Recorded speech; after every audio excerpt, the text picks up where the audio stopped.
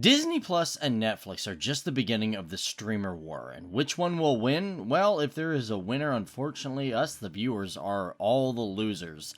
And today we look at the 10 differences between Disney Plus and Netflix. How's it going, guys? Welcome to FTD Facts. My name is Dave Wapple, and if it's your first time here, be sure to hit that like button and possibly that subscribe button if you're into kind of the stuff you're seeing already. But before I begin this video, I want to know, what is your favorite TV show and why, down there in the comment section below. But let's get started with number 10. So we've got price. Now this is the biggest question. Now Disney is going to be a much cheaper service, at least this year. Netflix is odd that it has 3 streaming tiers. You got your basic package, which is $8.99 a month, plus your $12.99, which allows you to watch on 2 screens. After that, you can upgrade to $15.99 a month, which allows you to watch up to 4 screens, which is good for households. Now Disney, however, it's offering a $7 a month program, and whether or not this will stay this way is hard to say, but we know from the beginning that it's going to be cheap and it will offer up to 4 simultaneous streams, just like Netflix and in high def. Number 9, PG-13. So this is one of the major differences, and that is Disney Plus will not offer any viewing material that is over the rating of PG-13. Of course, it's got a lot of stuff that's for kids and families, so Deadpool, nope, you're not going to be on that, and if you want horror movies or R-rated films, you'll have to be getting that on services like Netflix. Number 8, family settings. So with that, it doesn't mean that everything that is on Disney Plus will be open for everyone to see. Because, like Netflix, this will also have child lock and settings, so kids can't watch the mature content. However, both do have this ability. Number 7, franchise versus non-franchise. So we know with the acquisition of Fox by Disney, this means that Disney will be running shows like The Simpsons, Family Guy, and of course its own Marvel and Star Wars. Basically anything that it's bought. Netflix, however, is a little more for original content and new content. Sure, with Netflix you may get stuff like DC movies, but all the stuff that we know that is Disney is going to be on this platform. And I'm actually going to elaborate a little bit more on this a little bit later.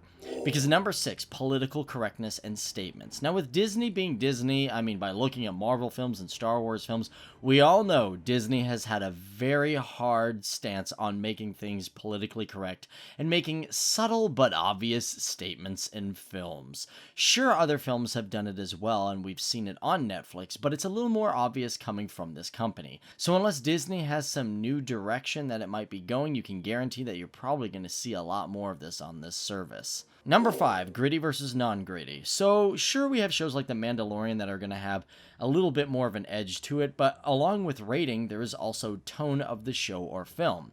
Netflix does have a lot of grit to it. Stranger Things, American Crime Story, Ozark, and even The Punisher, which, yeah, Disney might own, but you're not going to see it on Disney Plus, unfortunately. Number 4, classics and catalogs. Now yes, Disney has been a big pusher of original content. Now Disney, however, you will get access to a lot of stellar classics, old Disney cartoons like Steamboat Willie, and even old movies, which is really fantastic. No more running out and spending $50 to buy the Blu-ray updated copy of Aladdin. You'll all have it here.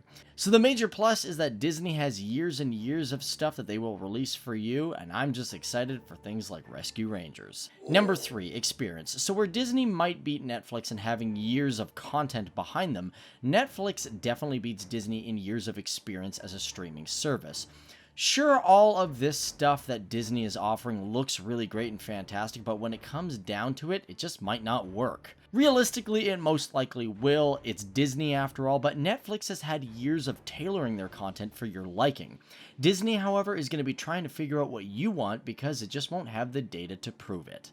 Number 2, release. So Netflix already has a lot of stuff on their list, shows that have already been well established, and they are up there. Disney is not releasing things like all 23 Marvel films in one go. They will release them as time goes on. This is probably so the actual service will have an increase in activity as time goes on, but it's also probably really for marketing purposes. It's like, hey, this month we finally got this film, so if you're planning on watching it, you gotta buy this service. From what I've understood, Disney does have the intention to release all the Marvel films, but you just won't get them on launch. And number 1, I did say I was going to elaborate more on this, and this is just the fact that Netflix is a little more open.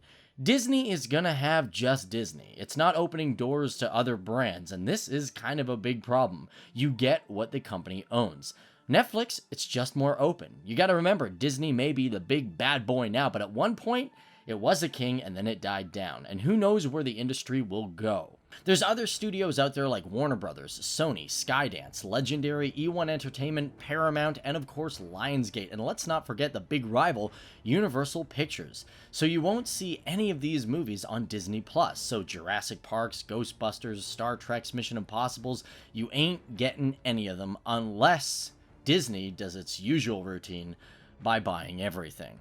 I myself am not really looking forward to the streaming war because I think it's going to be really cutthroat and dirty, and it's going to really confuse you and me, the viewer, who really want to watch a lot of different content. It's going to be like we're going to have to buy many different services just to watch the shows that we want. However, from my history, I've learned that most of us will just end up paying for it and forget about this whole thing altogether. Other than that, you guys have yourself a fantastic day, and thank you guys for watching, and we'll see you in the next one. Bye.